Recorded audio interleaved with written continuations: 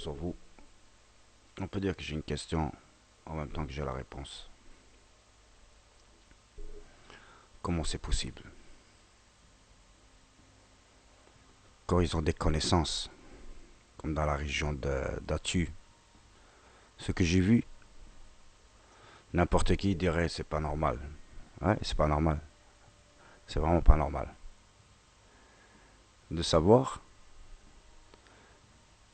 que l'administration est tellement corrompue, avec des preuves, que ce soit le logement, les aides sociaux, les communes, les bourgmestres, les châtelains, il y a une discrimination parmi des commissaires.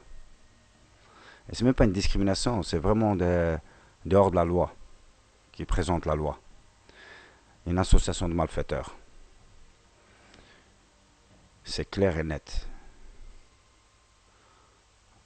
Essayez de comprendre ce que je dois vous dire. J'ai déjà parlé sur ça. Au mois de février, la façade tombe chez moi. Un rapport va chez le bourgmestre. Le bourgmestre, ce sont des gens que j'ai eu des problèmes avec eux quelques années avant, quand lui il était Chavelin et sa bourgmestre qui est devenu Chavelin maintenant. Ces gens-là voulaient se venger. Ils ont dépassé toutes les lois, les interdits des lois. Mais ils sont tombés quelqu'un qui connaît la loi. Le tribunal d'Arlon, c'est pour ça quand il y a des appels, on doit les envoyer à Liège. Ils ne sont pas compétents à des vraies lois. Et ces lois, même chez eux, sont corrompues. Et je vous donnerai des preuves. Alors, je vous explique. La façade des temples, le propriétaire reçoit un rappel chez le bourgmestre et il s'arrange avec lui de dire écoute, essaie de vendre la maison. J'ai 4 enfants. Février, mars, avril, mai, juin, juillet, août, septembre, en train de souffrir. Pression du propriétaire, discrimination de l'administration d'Atu et discrimination des autres sociaux et tout ce qui reste. Fin de conséquence, j'ai eu des amis qui m'ont aidé à me relancer. J'ai pris une maison vers les environs de Dampicourt où là je vais vraiment avoir un autre problème. J'ai été me présenter aux sociaux ici en disant écoutez, je venais de perdre mon travail au mois de décembre et que j'ai mon chômage et qu'avec 1200, nourrir ces personnes, et payer le loyer et tout. Et les allocations familiales ne sont pas considérées dans la charge. Mais pour eux, ils discriminent les pauvres. Ils les mettent même les allocs. Les allocs, je vous le dis en français, ce sont faits pour les enfants, pour les habiller, les préparations des écoles, les faire nourrir, essayer de gérer à l'école. Ça signifie que ce n'est pas pour payer le loyer ou payer un huissier. Mais eux, ils rentrent dedans. Maintenant, ce SPS de Dampicourt, j'ai été présenté en demandant, écoutez, j'ai été discriminalisé par la commune d'Atu, je suis en guerre avec le propriétaire à cause d'instabilité qu'il y avait à l'intérieur. Il y avait une recommandée, c'est ça qui est en français, écoutez bien, une recommandée qui a été envoyée le 1er mars, écrit par la commune, par le logement, qui dit préfériquement, quand il y a un recommandé, ça veut dire renvoyer au propriétaire pour qu'il vienne. Si dans le délai il ne se rapplique pas à réparer, vous pouvez passer en justice. Nous, on attendait parce que carrément, on va passer dans une rivière. Nous sommes partis en guerre. Je vous dis, au mois de septembre, quand je me suis installé, j'étais aux aides sociaux pour essayer d'arranger, de récupérer les affaires de mes enfants, les enfants des bébés, tout, mes photos de souvenirs de ma jeunesse, des ordinateurs, des télévisions. En même temps que montrer au tribunal que c'est lui qui est en tort. Quand on loue, on veut louer. Une garantie. J'ai toujours payé l'assurance incendie, accident. Au cas que ça brûle, c'est lui qui gagne l'argent. Toujours depuis 5 ans. Alors maintenant, qu'est-ce qui devient? Le CPS ici me fait une discrimination en disant non, on veut voir combien vous avez d'argent. L'assistance sociale sur qui je suis tombé ne voulait pas venir chez moi à la maison. Jusqu'à on s'est disputé après le 4e mois. Vous voyez bien, 4 mois de guerre. Et que vous voyez toutes vos affaires disparaître. Elle me dit, fin des conséquences, quand sa présidente est revenue d'une maladie, que soi-disant que j'étais un menteur. Et je lui dis si, je ne vois pas pourquoi je veux mentir.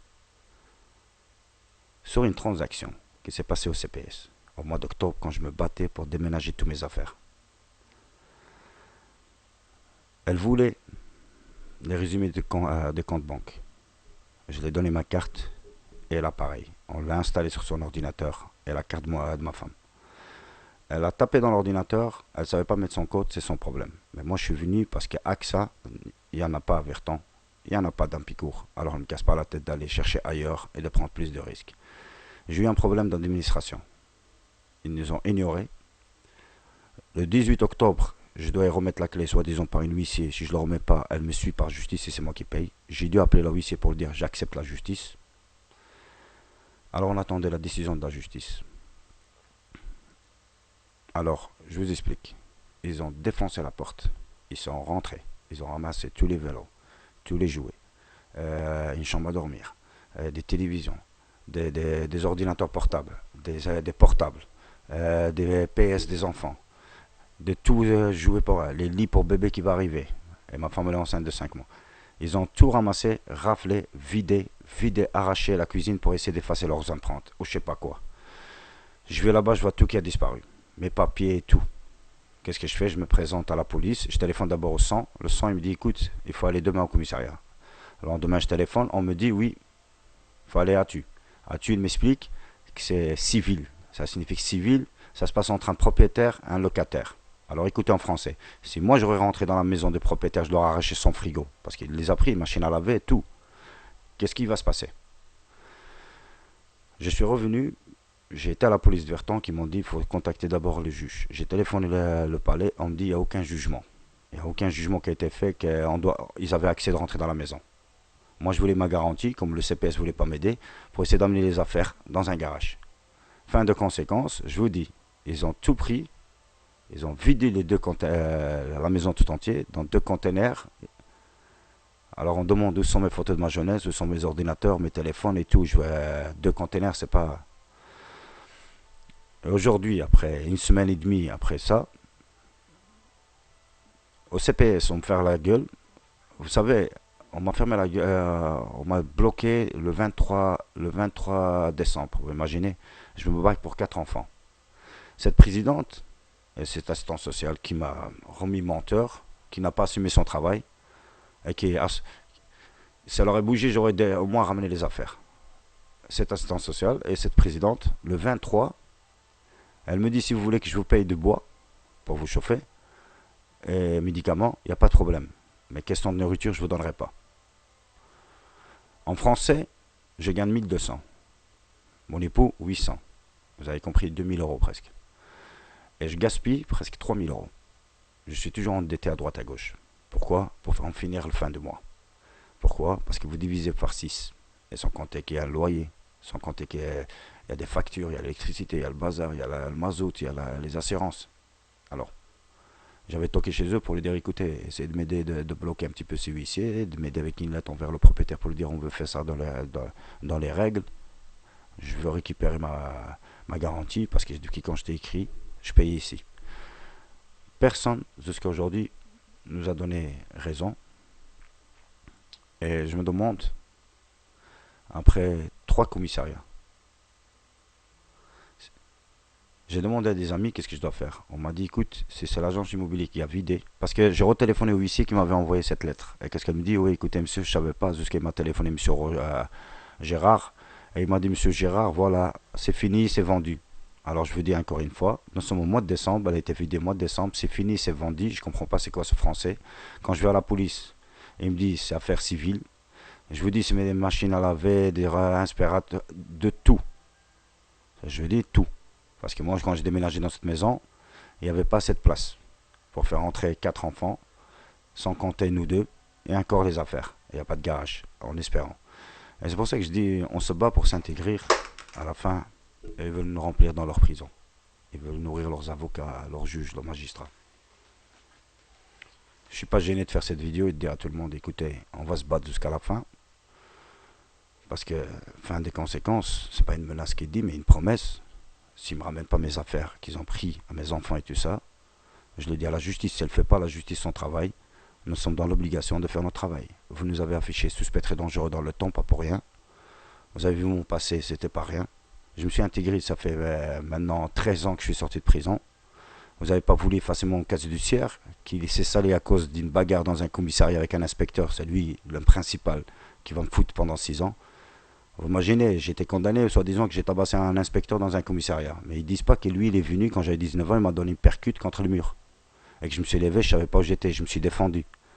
Coup de tête, droite, gauche, balayage par terre, je suis monté dessus. Après, il y a eu 4 policiers qui sont rentrés, ils m'ont cassé les côtes, ils m'ont cassé le nez, on m'a fracassé. Et le lendemain, on m'a fait signer un papier. Et dans ce papier, c'était marqué, soi-disant que j'avais agressé. Moi, je savais même pas lire ce qui était dedans. On me fait sortir dans la rue. Sans voir un juge, sans voir un procureur, sans passer par l'hôpital, ils n'ont aucun rapport. Va dans la rue, on te escalator te guérir. Il y a eu une association de rue qui m'avait ramassé, qui m'avait amené à mon cran, mais j'étais tellement dans le traumatisme que dans ce home-là, on commence à m'appeler Moumou. J'ai pris le couteau, j'ai fait sortir tout le monde de là. À la fin, on m'a foutu à la porte. Je suis retourné dans la rue. Et je suis retourné dans la délinquance et dans la violence. Ça signifie qu'on n'a jamais agressé une femme, on n'a jamais violé une femme, j'ai jamais eu de problème avec ça. On n'a jamais torturé pour rien. La seule chose, on s'est défendu, ça a commencé par en bas. Je peux donner une leçon sur le passé et une expérience sur tout ce que j'ai vu. Mais ces chacals-là, ce tribunal d'Arlan et ce parquet, je suis pas contre tout le monde, il y en a qui sont sérieux dedans, mais la plupart, vous jouez comme vous voulez, mais vous ne respectez pas les lois qui ont été ordonnées.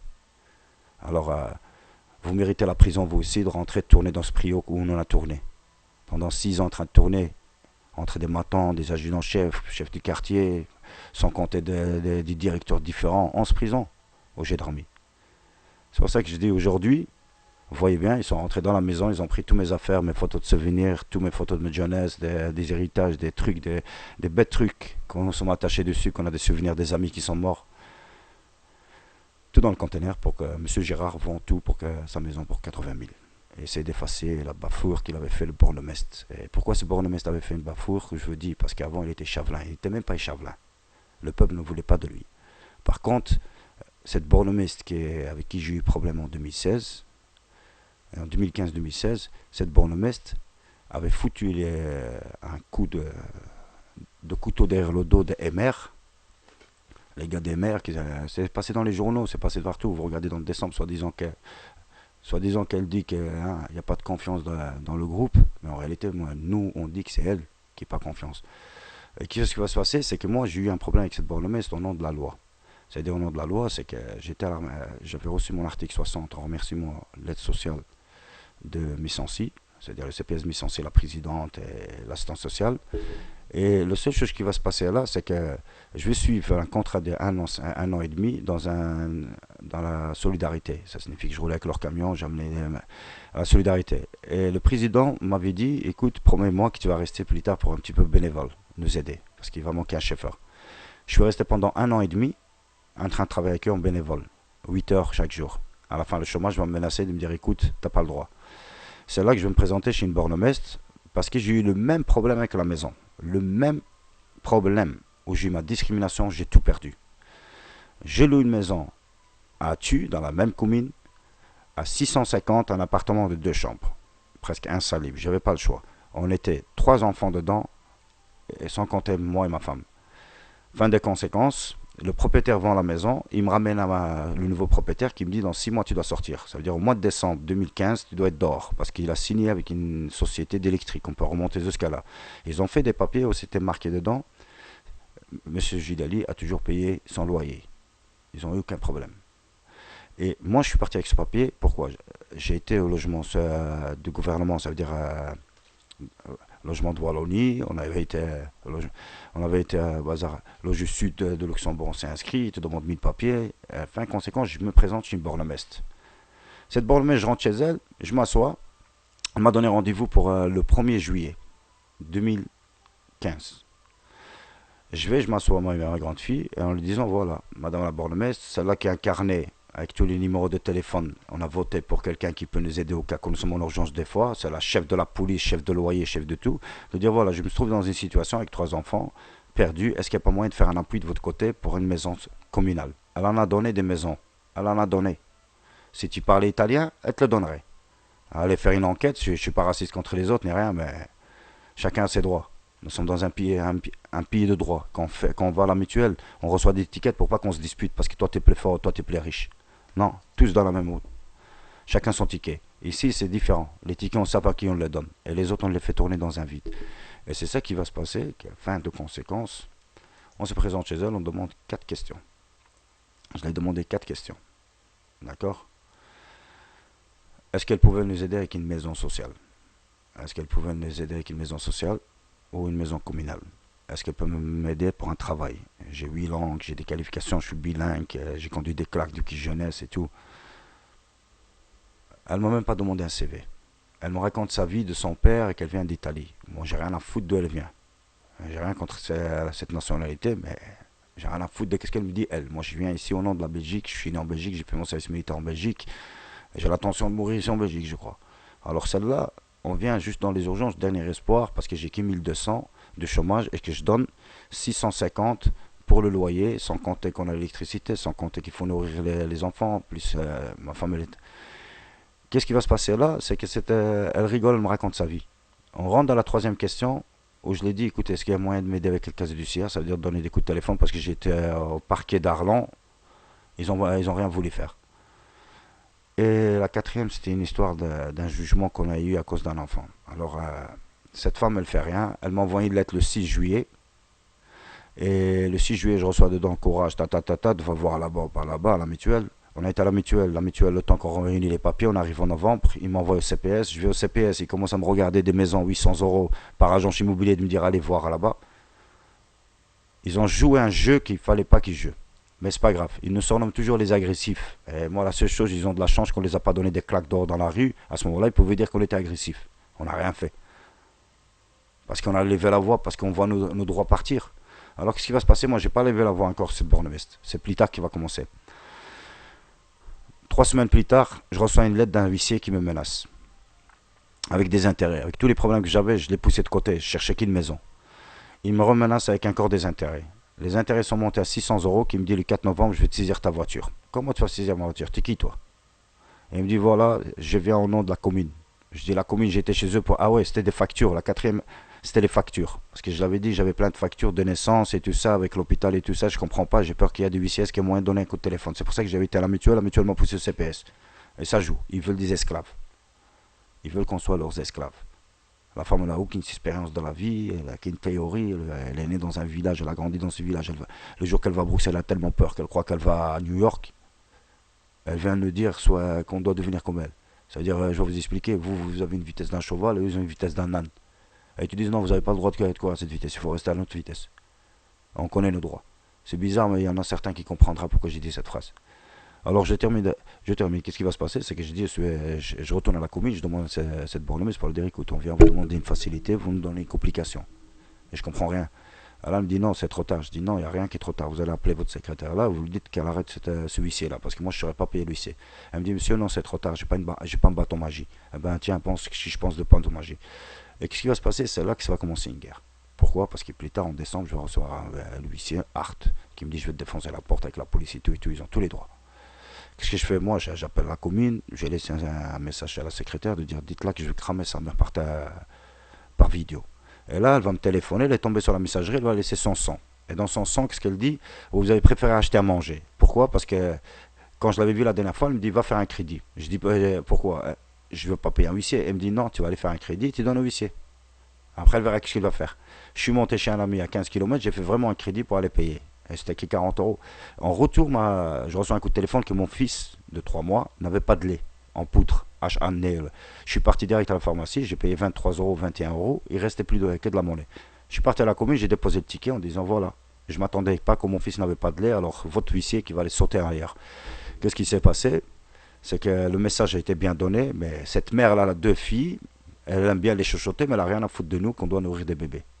Et ça a été comme ça, alors j'ai claqué la porte de la commune. Alors elle va me laisser ce message en disant tac, si je fais une vidéo, je le montre dans le Facebook avec sa lettre en disant que j'ai été me présenter le premier. Voilà, regardez le 6, qu'est-ce qu'elle me répond. Et hop, et je parle pas, il n'y a qu'elle qui parle. Ouais monsieur, après un certain moment, je peux rien vous faire, vous avez préféré acheter à manger.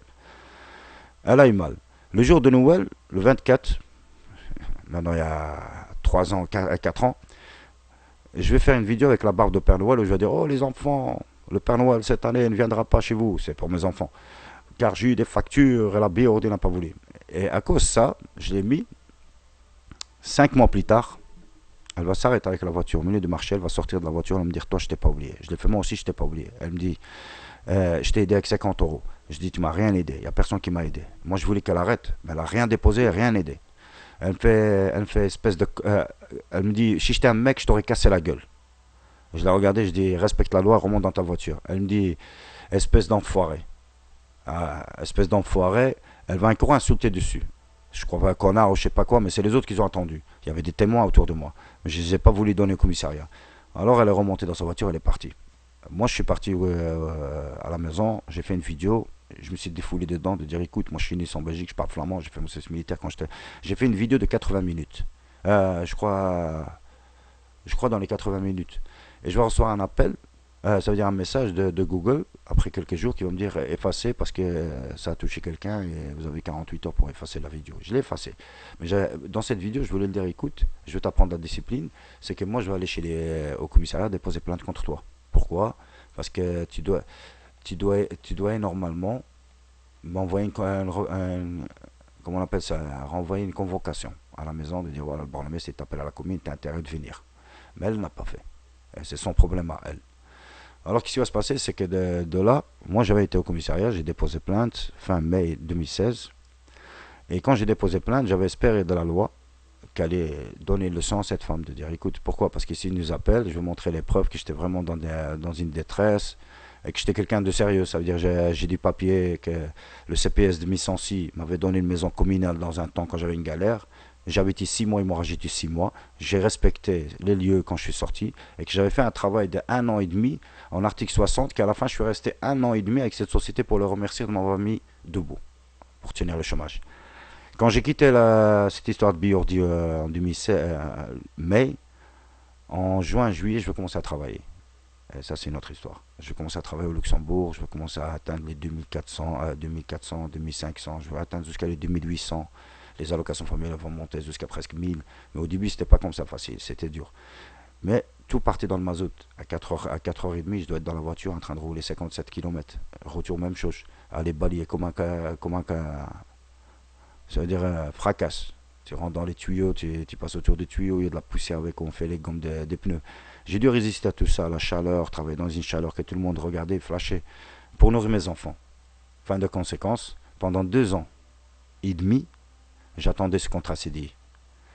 Après 2 ans et demi, ISS de Villevort ont préféré donner le contrat à quelqu'un d'autre par connaissance et de me faire envoyer dans la nacelle, ça dans la hauteur pour faire les carreaux, chez quelqu'un qui va me foutre à la porte. Moi, je ne m'attendais pas à ça. Alors, l'année passée, le 20, jour après jour, on peut dire, on va me faire un sale coup.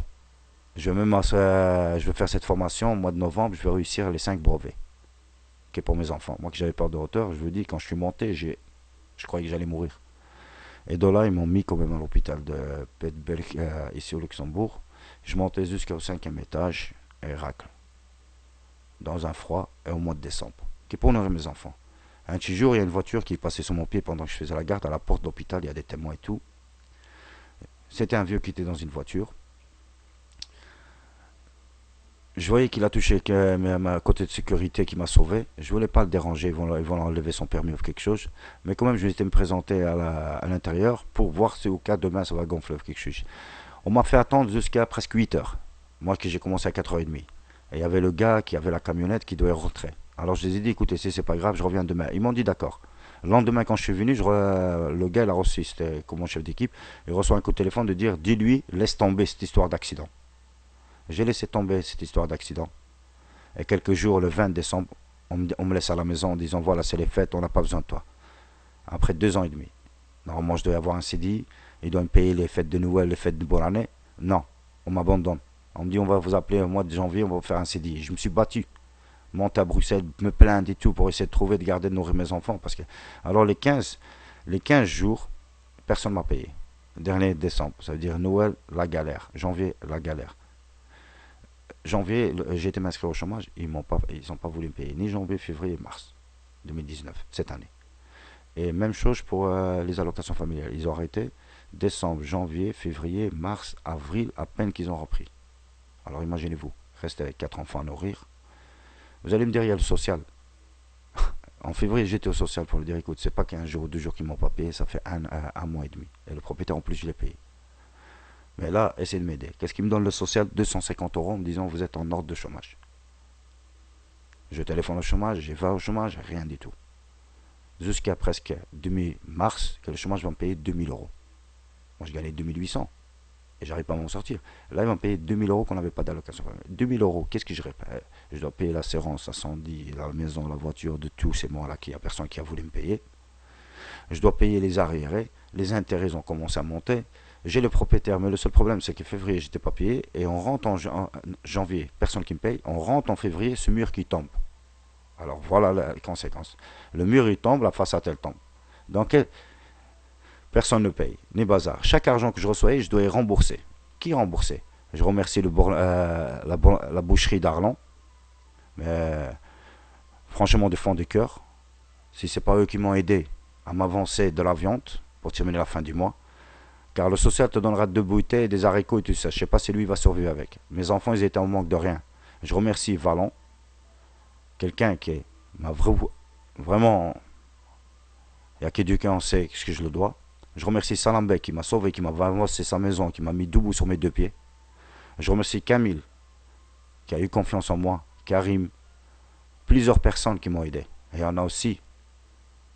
Et la seule chose que je dis, ici je gueule pour toutes les affaires qu'on m'avait volées. Je suis arrivé ici. J'ai demandé de l'aide. Et ici, on m'a discriminalisé. On a dit que j'étais agressif. On a dit que je crie parce que, comment un président, vous savez, j'ai été m'inscrire au CPS ici au mois de septembre. On me donne rendez-vous le 1er octobre. Alors, j'ai eu mon chômage 1200. On doit déménager.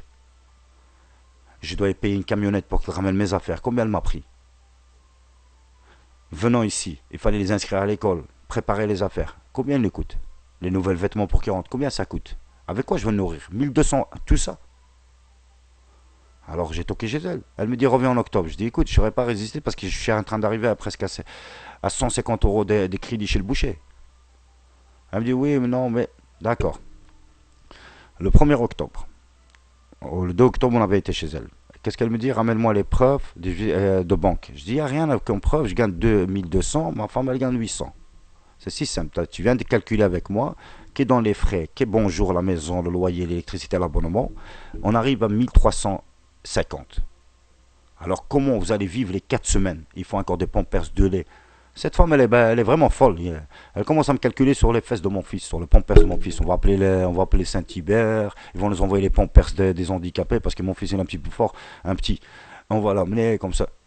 Elle n'a pas basé de nous sauver, de téléphoner, franchement. Elle a téléphoné à la solidarité pour demander, cela de Verton, pour ramener les affaires là-bas. Moi, que j'ai travaillé 3 ans à la solidarité de Datu, ils ont demandé 20 euros, plus les affaires doivent aller au mois d'octobre. Ça signifie que cette assistante sociale savait. Moi, ce que j'avais voulu d'elle, c'est que le 18 octobre, quand lui, s'il m'avait envoyé cette menace, je l'avais appelé, de dire je lâche pas à faire, et vous allez voir, j'attends le CPS qui doit m'aider. Et elle n'a pas téléphoné. Même là ici, elle le dit. Il n'y a personne qui m'a téléphoné. Alors qu'est-ce qui se passe? C'est qu'en plus, le 2 octobre, je suis chez elle, je leur ramène ma carte bancaire avec l'appareil. On l'essaie sur son ordinateur. Elle n'arrivait pas à faire les chiffres. Moi, je lui dis voilà, j'ai rien à vous mentir à la carte de ma femme et ma carte. Elle, qu'est-ce qu'elle fait? Au sens contraire, elle me dit non, il faut quand même ramener ses papiers de banque. Je dis écoute, il n'y a pas de banque ici à Tu, il n'y a pas de banque à Verton. Et ici, je ne peux pas me taper les 24 km, je suis fauché.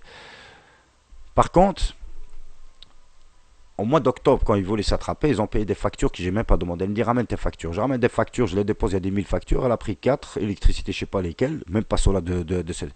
Elle a payé 4, elle a payé ce que je voulais pour les enfants pour qu'ils vont en vacances. Et le reste, c'est bon.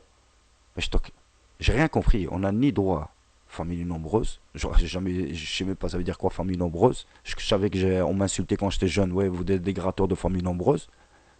Et là, en réalité, on a un 5e déclaré, 5, et plus ma femme 6, et moi 7. Ça signifie quoi? C'est pas une famille nombreuse. On peut pas parler avec les écotaxes qui me demandent des 1500 euros et des bazars. Et c'est pour ça. Je voulais qu'elle nous aide à me mettre debout. Aider ma femme à faire son permis. Ça veut dire, il y avait une association. Elle nous envoie chier.